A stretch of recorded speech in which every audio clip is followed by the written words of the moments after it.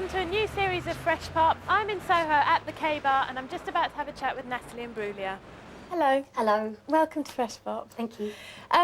You're back in London. Yeah. Back home? Yes. It's taken me 4 years to say that, but yeah, it's home.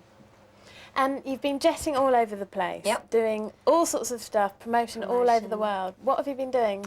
Where have you been? I went to an awards night in Amsterdam. Where else was I? Paris, Germany, Poland, to name a few.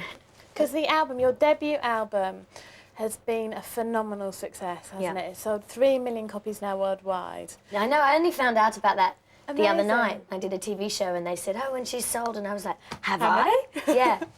And it's debuted at number 10 in America. I mean, it's a fantastic success. Are you thrilled? I am. I think I still haven't digested it, and I'm just indulging into the whole work thing and keeping myself pretty busy. And it's one of those things I can't sit and think about it for too long because it's so surreal.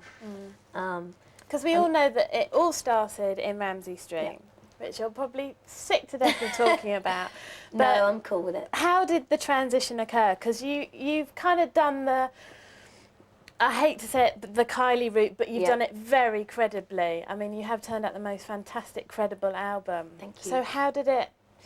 Well, I guess I came to London off the back of Neighbours because doing some promoting. And then I just had a year where I wasn't working and a bit directionless. And it's something that I've always wanted to make a record, but I was actually quite scared to do it. So it was that 12-month period of, you know, plucking up the courage to actually attempt it. And you were here, but I've read in a lot of the press that you were actually quite lonely for a while here. Yeah.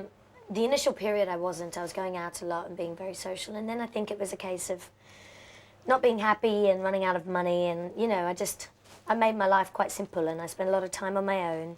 And even though I was lonely, it was through that I started writing these songs.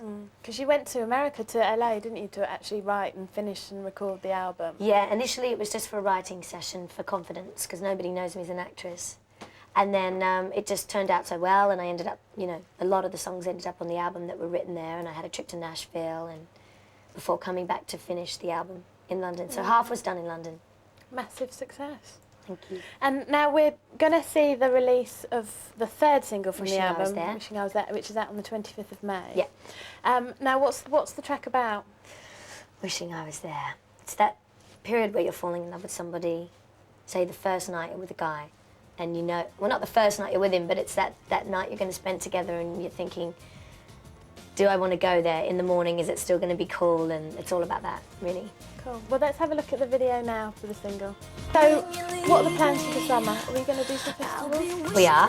We're doing Phoenix, Tina Park, and the Imola Festival in Italy. And Natalie Imbruglia tour at some point in the year? I'm actually doing a small tour in Europe in June for some warm-up gigs, just kind of for me and the band to kind of get used to it. And maybe at the end of the year. I mean, it all depends on what else is timing and everything, but yeah, I definitely want to do a tour eventually. Good, something for everyone to look forward to. Yeah. Well, unfortunately, we've run out of time. Thank you for joining us. Thanks for having me. Pleasure. That's it. That's all we've got time for. We'll see you next week.